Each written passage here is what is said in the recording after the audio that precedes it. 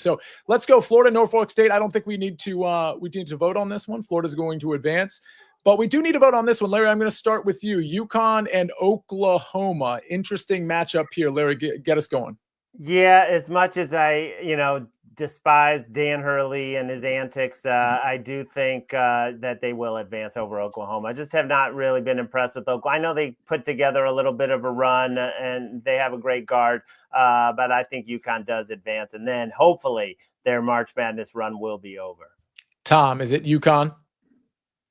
I'm going to be in the minority. I agree with what Chip says about team chemistry and all that stuff in the locker room. I don't think this UConn team has it. I think they got a bunch of problems. This isn't an awful matchup for them, but slight lean to Oklahoma. Zach? Yeah, UConn for me, one and done with the Huskies. Chip, did I already ask you UConn, Oklahoma? No. So I will tell you that my expert bracket has UConn. I think I have stirred on that. This game's going to be in Raleigh. So I'm doing extra research, trying to make sure I'm ready for it. I don't know, man. The vibes are real bad with the Huskies. So I'm kind of lean towards the Sooners. I get it. Okay. It's 2-2. Mike, you got to break the tie. UConn, Oklahoma. UConn, but I think it was Zack had said it. I think it's extremely. There couldn't be a more clear one and done. So yeah, it's UConn. It's Oklahoma. Honestly, I wouldn't spend a ton of time worrying about it because you're almost definitely not picking either one of those teams over Florida in the next round. Right? It's not going to make or break your bracket. Yeah, get your 1 point or your 0 points in that game and move on. Memphis, Colorado State. I do think this one is an interesting 5-12. If I remember correctly, Tom, I'm going to go to you. Isn't Colorado State the 12 seed favorite in this game? Yeah. When it came out, I like Colorado State. I'm a little nervous. I haven't seen one single person on Memphis. That always raises a red flag with me. Now, they do have some injury concerns. Colorado State ended the year hot. Sometimes that helps. Sometimes it doesn't. But I do think right now, the way Colorado State is playing and coming together at the end of the year, I give them a slight lean here. All right, Zack Cimini, where are we at in this one? Yeah, I agree with what Tom just said. Sometimes you just got to ride the hot team, and that's Colorado State. 10 straight wins, really impressive as underdogs in the Mountain West tournament. Got those wins, beat Boise State. They really changed over after getting blown out by Utah State. Mike? Colorado State for me. Look, Memphis, I don't think this is the best draw for them for how they got to play in their conference tournament, but where I think they're going to struggle, they don't shoot free throws well enough. Colorado State does.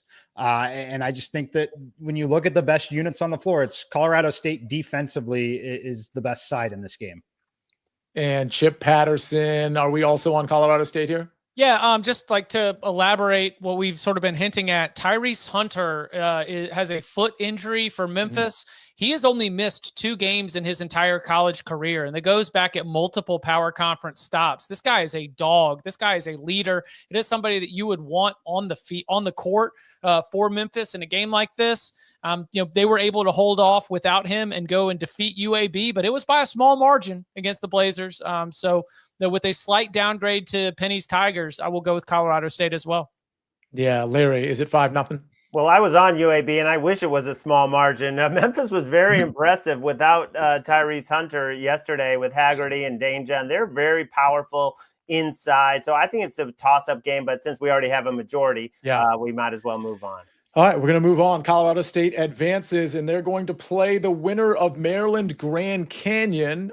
Listen, I think people think Grand Canyon is a kind of a fun story. They've been in the tournament before, but I think a lot of people think this Maryland team is going to go deep. Is there anybody that wants to make the argument for Grand Canyon advancing past the Terps? Go ahead, Zack. Bryce Drew, can't discount him as a coach for getting Grand Canyon 3 years in a row, and I was impressed because even Ty Grant Foster, he's been struggling, but they have depth. Grand Canyon has true depth for a low team that you would consider a 13 seed. So I think it's going to be a challenge for Maryland that we saw peak in Big Ten play, but Grand Canyon, to me, I think they can advance here. Okay. Anybody else want to make an argument for Grand Canyon advancing? Again, we can talk about the show from a betting standpoint tomorrow. If anybody has an angle, sounds like Zach, you might have certainly an angle tomorrow if you're on that show. I know you have obligations as well, but in terms of against the spread. But anybody advancing Grand Canyon past Maryland? Probably not, right? I didn't see any hands up there. So let's go ahead and advance Maryland on that one. Now we're going to go to Missouri and Drake. Mike, you and I and Larry were on the show, the network show last Monday, talking about this Drake team. So I'm actually going to open with you and then go to Larry. Do we think Drake upsets Missouri here, 11 versus 6? I think that they can, but I don't love it. I really don't love it for them. I ultimately went with Missouri here. I just think that the talent of the athlete on the floor and just what Missouri can do offensively and the style of play of Drake. If Drake wins, it's going to be a final bucket game for sure. But there's a scenario here where Missouri just is simply able to score 85 points in this game. And if that happens, Drake, in my opinion, is not keeping up. So as much as I wanted to be able to back Drake, I really don't love this matchup for them. Larry, how much do we love the Drake? Yeah, I love it. And Missouri, slumped towards the end of the season, but a lot of that has to do with the teams that they're playing in the SEC. I love Drake. I just don't know that this was the best matchup for them. And also with Grand Canyon, that's a team that, in a different matchup could easily advance. And they have some legit athletes and talent. But I don't think I can pull the trigger on either of them. Chip Patterson. Yeah, Drake ain't played nobody. Yeah, fair enough. Tom Casale. Yeah, this is a tough one for me. I bet Drake the last two NCAA tournaments, and those are two of the most gut-wrenching losses of my life, including the one against Maryland where they were up 7 with 2 minutes to go and didn't cover 3.5. Still keeps me up at night. But I think I wanted Missouri to play like a Grand Canyon. I think they would have beat them 105-88 and run up and down the court with them. To me, the first 10 minutes of this game is very important because if Drake gets a lead, they would play the old North Carolina 4 corners if you'd let them and just take 8 minutes off the clock. They're going to bleed it down. So I think it's important for Missouri to get out and make Drake play from behind, but I lean Missouri. Big Cheesy says Missouri is so overrated, but Gipper's pick says Drake has to shoot 60% from 3 to win. Zack, Cimini, your thoughts on Drake, Missouri? It sounds like we have Missouri advancing it here, but any argument otherwise? Yeah, not a strong take for me. I'll just check Missouri there. Okay, Texas Tech, UNCW. Let's start with you, Zach. Are we advancing? A lot of people like this Texas Tech team. Are we advancing Texas Tech here? Yeah, Texas Tech to me, a very strong team, not one that I would make go beyond the Sweet 16, but first 2 games, they'll get it done. Anybody want to make an argument for UNCW here? I can't imagine. Oh, Tom, go ahead. Well, I just want to say I got to apologize to Seahawks fans for ruining this because I put on Twitter before this election show that they were my sleeper team. Then I said, don't beat Texas Tech, which is shockingly the 3rd year in a row I've done that to a team, which is amazing. But I think this is a team with the way they play could have bothered like a Wisconsin. They got a bad draw. Yeah. So, Texas Tech advances. All right. I just want to point out, we got a lot of people watching. I'm going to say it again, cbssports.com/early edge. Get into our early edge bracket pool for sure. Larry Hartstein, we're advancing Texas Tech, right? Totally. Okay. So let's move on. This one's interesting. I know Mike when he comes back, he's going to have something to say about Kansas and Arkansas. I got to be honest.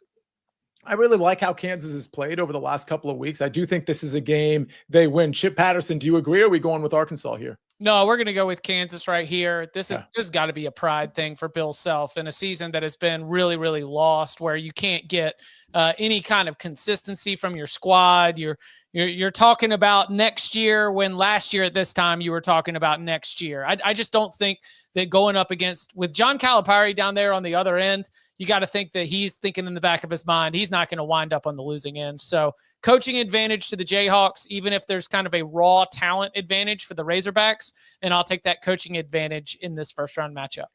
Larry, I think Kansas has a lack of talent, like in general, to normal Kansas teams.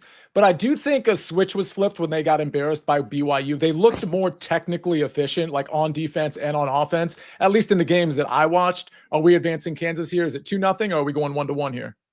Yeah, I'm really torn on this one. I can't even remember who I picked in the bracket. To coaches that I think their best days are actually behind them.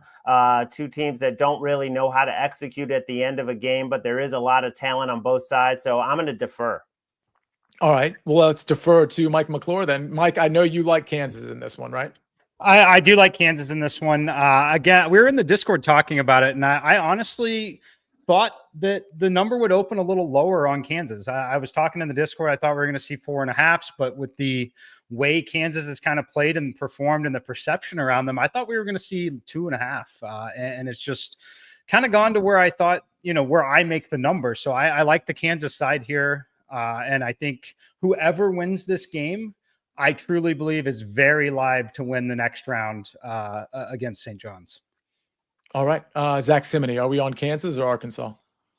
Well, to Mike's point, I've got Arkansas, and I do believe that they will beat St. John's. But to me, Kansas is one of those teams. You see it after a team that's won the tournament, which we saw Kansas do 3-4 years ago. They're just not going to get back to that level again. This is the last hurrah for Hunter Dickinson, for DeJuan Harris when they play with Arkansas. That's it. All right, so we're advancing Kansas, and it sounds like we're advancing St. John's over Omaha. I mean, you guys are talking about a potential upset special in the second round. I don't think there's any arguments for Omaha, certainly not to win the game.